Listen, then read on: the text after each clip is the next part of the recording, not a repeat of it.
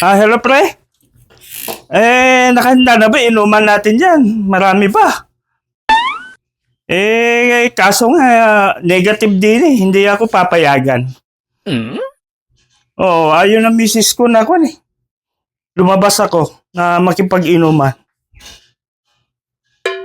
Ha? Dito na lang tayo at paglulutuin ko na lang si misis ng pulutan natin. Para may mapulutan. Ang galing mo naman. Hindi nga ako matapos-tapos sa trabaho ko dito. Napakaraming trabaho. Bibigyan mo pa ako ng trabaho.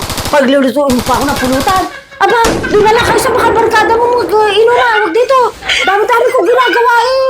Pati ako eh. Preparation mo. Hello pre.